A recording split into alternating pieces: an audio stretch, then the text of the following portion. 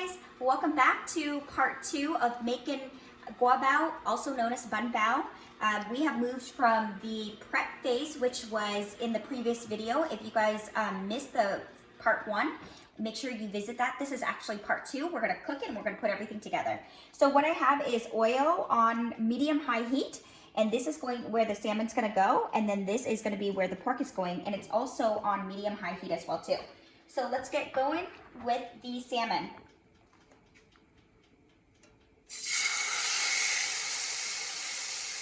All right, love hearing that sizzle. I realized looking back at my part 1 video, I was stumbling on words and not being able to really put out my thoughts. I'm just so tired tonight, you guys. It's about 8:50, and either I'm tired or I'm hungry or one of those things. So bear with me as we make through this, but I want to make sure that you guys get part 2 today, and a girl's got to eat, so got to get some food on the table. There you go. What you're going to do is you're going to just let the salmon sit without messing with it for a good 2 minutes before you flip. And you want to keep the juice for later. Right before it's done, you want to kind of toss the rest of the juice in there. And now we're moving over to the pork. So with this pork, I'm going to reuse this tomorrow for most likely pork shish kebab on the grill. So I'm only going to use a small portion because I'm going to eat the pork banh bao while my husband eats the salmon banh bao. And with salmon, it's not good overnight, so I'm going to cook everything and just reuse it tomorrow for a different dish as well.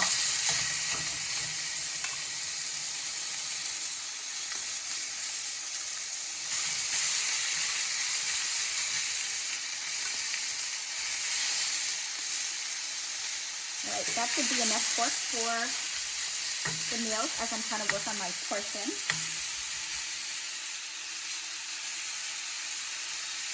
We'll leave the spatula here so we only mix it. This will go back into the fridge, and the flavor is going to continue to soak up overnight.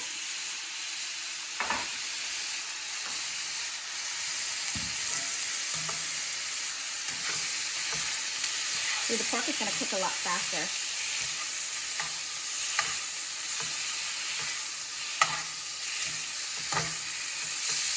There we go.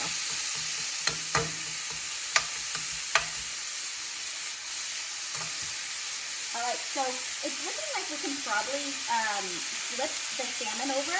You don't want to do it too premature before the side is cooked, because then the salmon will break. But I think we are good. I think we can actually probably turn up the heat a little bit more too, so we can get that nice brown on the back.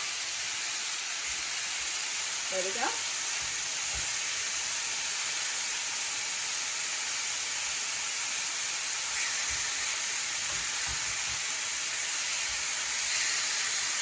Go. And what you're going to do is you're going to let it sit for about 2 minutes, and once the 2 minutes is up, you're going to pour the rest of the juice in there, turn it up high so that it can get that brown, and then we're pretty much, dinner's almost ready. It's really easy to cook these proteins, you guys.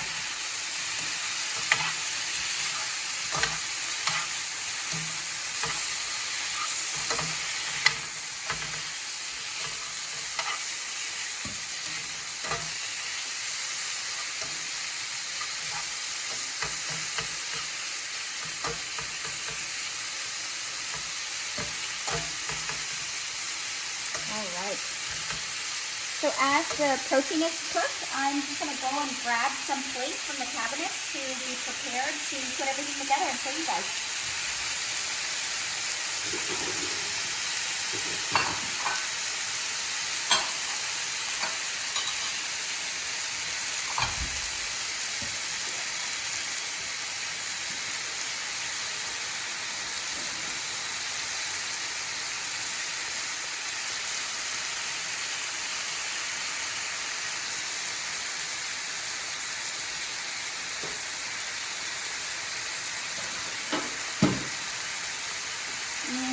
I wish you guys were here so you can smell this wonderful smell. I know you hear the sizzle. It's going to be yummy.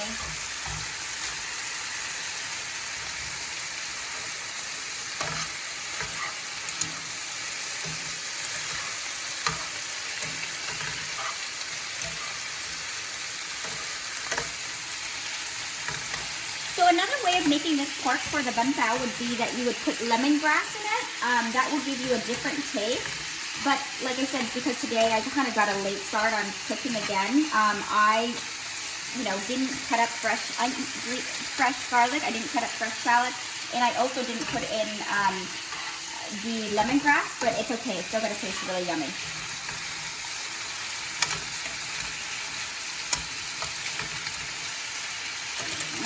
I wish you could smell the smell in this house. I love cooking because of just the smell.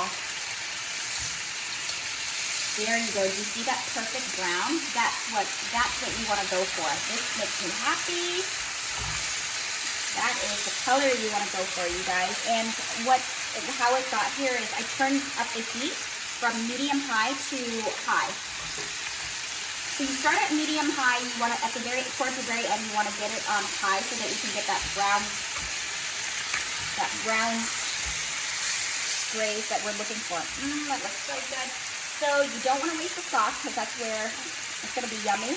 Pour it all over these bad boys.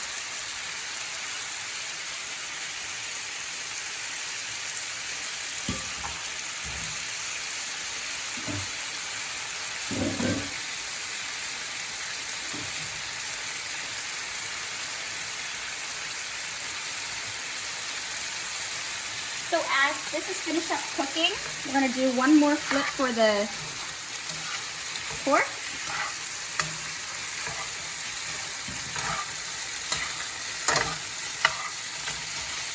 There we go. And we're going to turn it up high instead of medium high, just for the last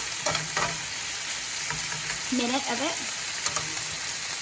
And then what you're going to do is you're going to flip one more time and make sure this is on high to the salmon. And then there you go, it can be done.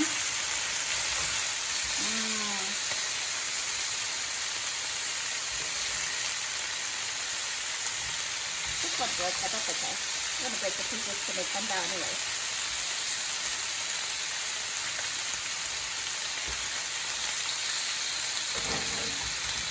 There you go. All right, so we turn off the heat.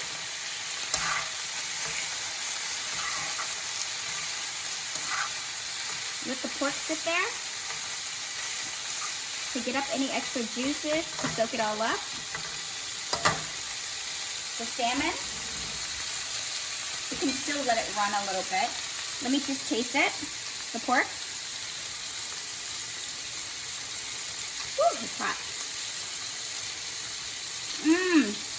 So good, guys.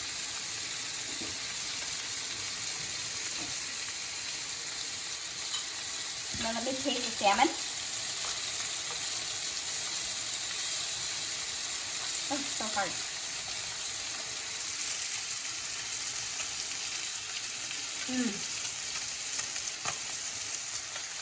The salmon is to die for. It is so yummy. Okay, we're going to transfer some of this stuff over onto this plate. Follow me this way. As we start to plate everything, I'm gonna show you how to do this.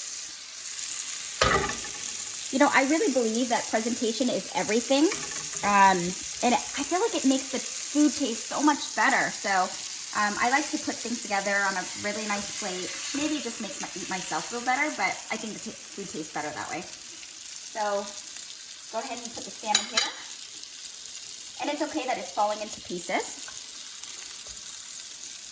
At least for this dish, it is. For another dish, probably not. Try not to make it like that. So I'm going to go grab so remember when I was telling you, or in part one, I showed you how to make pickled jalapenos and carrots? This is a perfect dish to have this included. So let's go ahead and grab out the portions that we're going to use today for our banh bao. Let all the seasoning, the marinade drip off. Put it on here. And now this bad boy can go in the fridge. Let's go get our banh bao.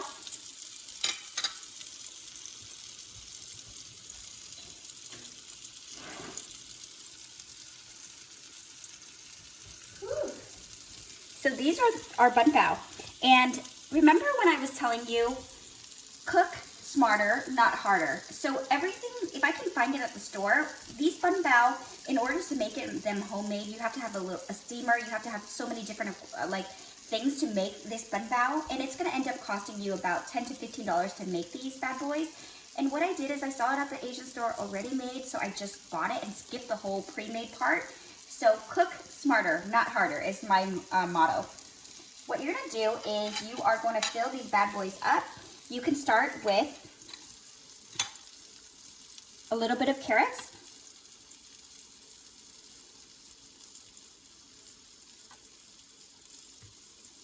I might have to get more carrots out. And depending on how spicy you like things, add jalapenos in there. I'm gonna do 2 each.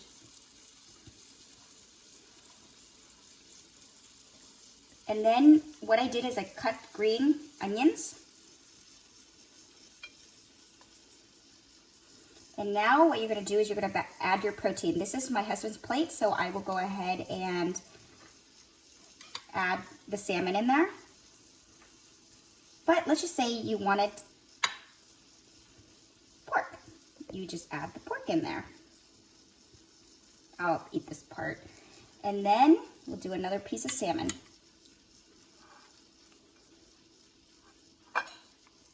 And then take your cilantro and add a bunch of cilantro on there. Stuff it in there where you can. And for me, I really like a lot of color on top, so I'll add in a little bit more of carrots just on the top of it.